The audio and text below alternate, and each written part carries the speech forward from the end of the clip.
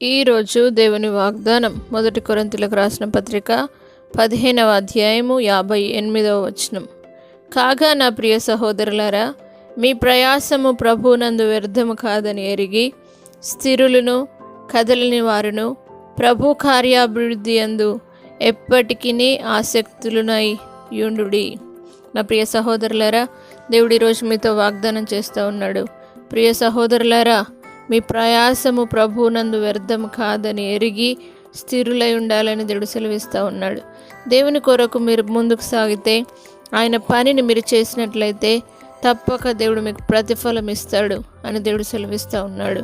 అదేవిధంగా స్థిరులుగా ఉండాలని, కదలని వారిగా ఉండాలని దేవుడు సెలవిస్తూ ఉన్నాడు. స్థిరమైన స్తంభముగా, కదలని స్తంభముగా, దేవుని మందిరంలో నాటబడిన స్తంభముగా మనమందరం ఉండాలని దేవుడు కోరుతూ ఉన్నాడు. కాబట్టి ప్రభు కార్యాభివృద్ధి యందు ఎప్పటికీ ఆసక్తులై ఉండుడి అని దేవుడు సెలవిస్తూ ఉన్నాడు. ప్రభు కార్యం అంటే ఆసక్తి కలిగి దేవుని కొరకు ముందుకు సాగినప్పుడు తప్పక దేవుడు మీ జీవితంలో అనేక అద్భుతాలు, మహత్కార్యాలు మీ జీవితంలో జరిగిస్తాడు. కాబట్టి దేవుని సన్నిధిలో స్థిరులను కదలిన వారును ప్రభు కార్యాభివృద్ధి యందు ఎప్పటికీ ఆసక్తులై యుందురుగాక. ప్రార్థన. పరిశుద్ధుడా, నమ్మదగిన దేవా, దేవానికి స్తోత్రమేసే, నీ కృపను బట్టి నీకు వందనాలు.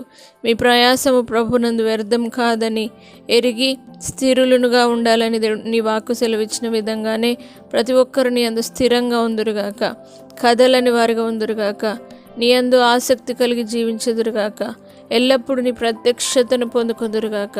పరిశుద్ధ ఆత్మదేవా, నీ సన్నిధి, నీ కృప, నీ కాపుదల ఎల్లవేళలా ప్రతి ఒక్కరితో ఉంచి నీ కార్యాభివృద్ధి యందు ఆసక్తులై ఎల్లప్పుడూ నీ కొరకు ముందుకు సాగే బిడ్డలు ఉండటకు సహాయం చేయమని యేసు పరిశుద్ధ నామను బట్టి అడిగి వేడుకుంటున్నాము తండ్రి. ఆమేన్.